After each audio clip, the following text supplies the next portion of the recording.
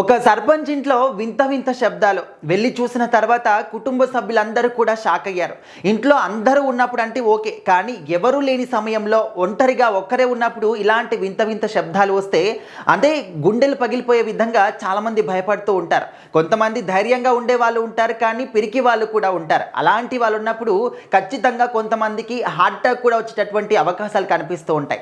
అయితే ఇదంతా కూడా ఎక్కడ జరిగింది, అసలు ఏం జరిగింది, ఏంటా శబ్దాలు అనే వివరాలు తెలుసుకుంటే అనకాపల్లి జిల్లా వి మాడుగుల మండలం, అదేవిధంగా ద్వారకా నగర్లో ఈ యొక్క వింత సంఘటన జరిగింది. మంగళవారం రోజున ఒక సర్పంచ్ ఇంట్లో అంటే ఆ గ్రామానికి సంబంధించినటువంటి సర్పంచ్ ఇంట్లో వింత వింత శబ్దాలు వస్తున్నాయి.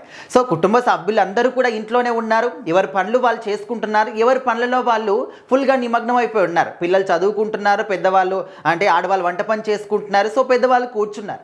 సో సడన్గా ఒక రూమ్లో నుంచి వింత వింత శబ్దాలు స్టార్ట్ అయిపోయాయి. ఏంటబ్బా ఏంటి అని చెప్పేసి కుటుంబ సభ్యులందరూ కూడా షాక్ అయ్యారు, కొంతమంది భయపడ్డారు కూడా. ఎందుకంటే ఉన్నట్టుండి ఒక ఇంట్లో నుంచి, అది కూడా ఎవరు లేని రూమ్లో నుంచి వింత వింత శబ్దాలు వస్తే మనందరికీ కూడా ఏమర్థమవుతుంది, అరే ఏదైనా అంటే పారానార్మల్ యాక్టివిటీస్ జరుగుతూ ఉంటాయి, సో దయ్యం అని చెప్పేసి కూడా కొంతమంది భయపడుతూ ఉంటారు. సో ఆ విధంగా శబ్దాలు వచ్చినప్పుడు ఆ ఒక రూమ్లోకి వెళ్ళి చూసినప్పుడు ఇంకా కుటుంబ సభ్యులందరూ కూడా షాక్ అయిపోయారు. అంటే ఒక్కసారిగా వాళ్ళకు ఏం మాట్లాడాలి, ఎవరిని పిలవాలి అంటే గొంతు కూడా బయటికి రాలేదన్నమాట. సో ఆ విధంగా షాక్ అయ్యారు. అంటే ఒకటి కాదు, రెండు కాదు, 12 అడుగుల గిరినాగు ఆ ఇంట్లో ఉండింది. సో మరి నార్మల్గా చిన్న చిన్న పాముల్ని చూస్తేనే ప్రతి ఒక్కరము భయపడుతూ ఉంటాం, గుండెలు అదిరిపోతూ ఉంటాయి.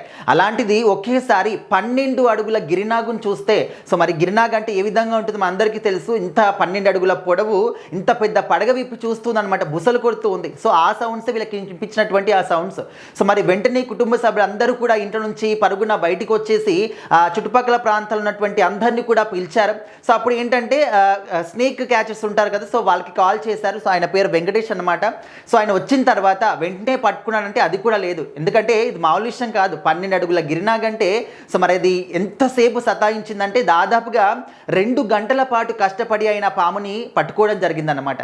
సో ఆ తర్వాత ఫారెస్ట్లోకి తీసుకెళ్ళి నార్మల్గానే వదిలేశారు. కాకపోతే ఇంట్లో ఆ విధంగా గిరినాగు కనిపించడం అనేది ఇంకా ఓన్లీ ఆ ఇంట్లో వాళ్ళకే కాదు, గ్రామ సర్పంచ్ ఇంట్లోనే కాదు, గ్రామ సభ్యులందరూ కూడా భయపడ్డారు అనమాట. జనాలందరూ కూడా అరే ఈరోజు ఈ ఇంట్లోకి వచ్చింది, అది నార్మల్గా ఆ ఇంట్లో నుంచి బయటకు వచ్చి రేపు మా ఇంట్లోకి రావచ్చు కదా, సో మరి ఖచ్చితంగా అందరం కూడా సేఫ్ అయిపోయామని చెప్పేసి వాళ్ళైతే చాలా చాలా అంటే అప్పుడు ఊపిరి పీల్చుకున్నారు. అంటే ఒకటి కాదు, రెండు కాదు, 12 అడుగుల గిరినాగ్ అంటే నిజంగా అది చూసినప్పుడు వాళ్ళంతా కూడా అంటే చాలా చాలా భయం వేస్తుంది అనమాట.